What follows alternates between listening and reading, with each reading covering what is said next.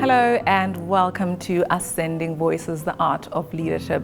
This afternoon we are joined by the MEC of Sport, Art, Culture and Recreation of Gauteng, Ms. Mbali Hlophe. Thank you so much for joining us. Thank you for having me. Firstly, we have to start talk about this building.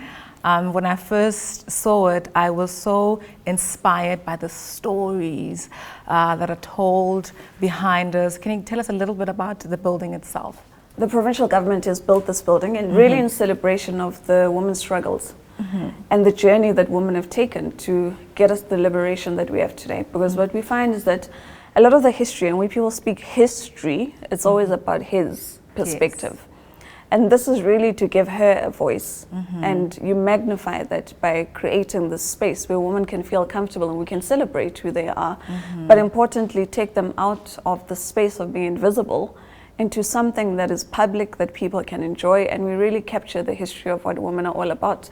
Absolutely. So that's what this monument is about. Yeah, no, it's very impressive, and I cannot wait for more people to come here and use the space. It's really, really inspiring. I love it.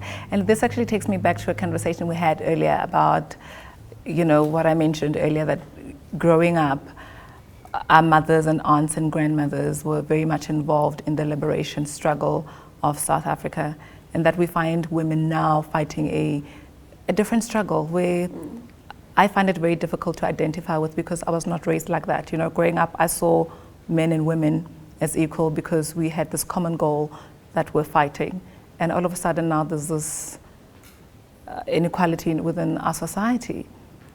And to have a space like this, to me, sort of talks to the history and the contribution of women in our country. And I think we need to sort of magnify that in order to address the inequalities rather, of women today in South Africa. I mean, what you're saying is very true. And I think in the yesteryear and back in the days, it was a lot easier because everybody was fighting for one thing. So we speak of three major contradictions, and that is on race, class, and gender.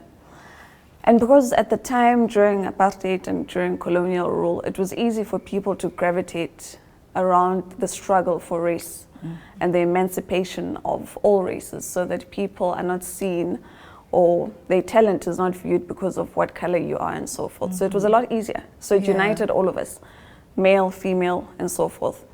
But now what you're finding is that because we've made such great strides in that front, and I'm not saying that we still don't have racial issues, they certainly are there, but they're not as magnified as what they would have been back in the apartheid era, because much has been done in that regard. So there's still much work that needs to be done with regards to class, and certainly with regards to gender. And I think those are struggles that you can see they're becoming more pronounced. And it becomes more pronounced, particularly when you deal with issues such as your COVID pandemic, and where you saw that people could not go outside and were all captured within our homes and so forth. What we found was that the trends were showing us that GBV, which is your gender-based violence cases, were increasing. Because now people are confined in the same space. It could be whatever frustration that individuals are facing with, and they take it on each other in the household. And men take it out on women and children and so forth. So there's still much work that needs to be done in those fronts. So that's why when we speak of these different contradictions and the challenges that we need to deal with, we're always quite careful to indicate that, you know, apartheid was really in the main, as much as yes, there was the class, there was the gender, but in the main, it was a racial segregation that people were dealing with, and this nation was dealing with, and that there's still much more that we need to do with regards to the other struggles. What I also find is access to information when it comes to women empowerment. What would you say, as in your department, as far as empowering women and making sure that they have access to information in order to empower themselves, be it in sports, be it in culture, is there certain activities or programs that are specially designed to make sure that women have access to all these tools that they need? We do. We actually have and the nice thing is that because we're such a department that's broad and diverse, I mean, we deal with sports, we deal with arts, we deal with culture and recreation. So there's a lot of things that we look into. And one of the things that we've adopted in this 6th administration was a womb to grave approach. So what essentially that means is that we look at development from a holistic lens. We look at young kids. So with mothers who get pregnant, and we have programs that deal with the kids whilst they're still even in the womb.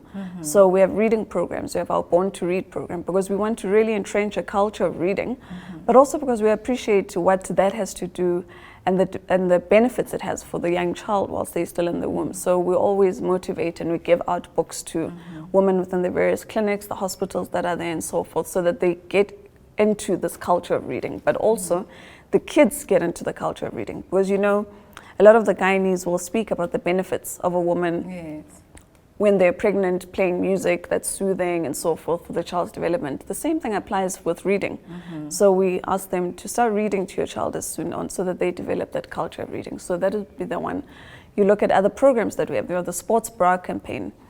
The other thing that we've also identified was that within sports, when women reach their adolescence, where their body changes, they gain breasts, they get hips and so forth. So they gain additional weight and people don't take consideration of that. And that has an effect on their participation within sports. That's true. Because it weighs you down with regards to how fast you can be and so forth. So, but through things like your sports bra and the various other mechanisms that are there, people can be able to continue to participate. But because sports bras are expensive, so we also provide those to women, particularly within schools, young kids within the schools where they may be coming from disadvantaged backgrounds and they don't have the ability to have those. So the department does provide those. And we think it's a great thing to provide to young girls, because then it immediately turns that tide that we see, because you have more young women who really are leaving sports because of these bodily changes. And this is something that we think people need to speak more about. So we've partnered with various private sector partners that are there in that regard.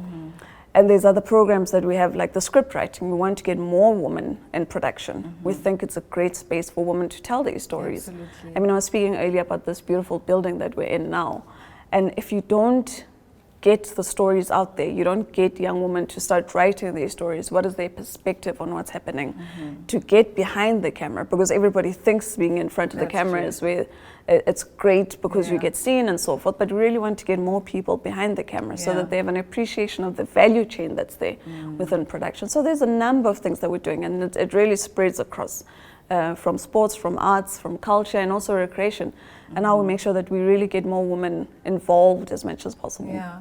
No, I like that. I'm really inspired by it, because I also, like you, believe that we should start empowering girls from a very young age, where, somebody would say, I started writing at the age of 6 or at the age of 5, because by then, they gain so much because they've been doing this thing from a very young age, and they grow into whatever career that they want to be in. So I like that very much, and well done on that. Thank you. And I'd like to touch a little bit about your personal side of things. You're a mother and you're also a working woman. Like I said, it's not necessarily my favorite question to ask, but it is a fact. As a mom and you're a working woman, and you, particularly looking at your office where you're responsible for quite a lot of things and portfolios, how do you balance all of this and still making sure that you're still yourself, you're still honoring, Mbali, and that you are still you? It's such an interesting question. It's funny because it seems like such a simple question, but it's really not as simple as.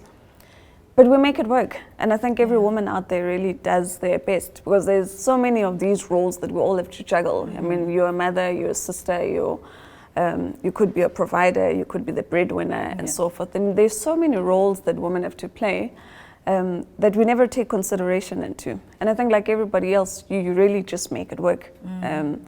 Because you've got all these challenges, and there's so much that is there, that everybody looks to you, and you've got this mandate that you need to deliver on and stuff. But you just find creative ways of making sure that you're available to everybody, of being present, and I think that's the greatest thing.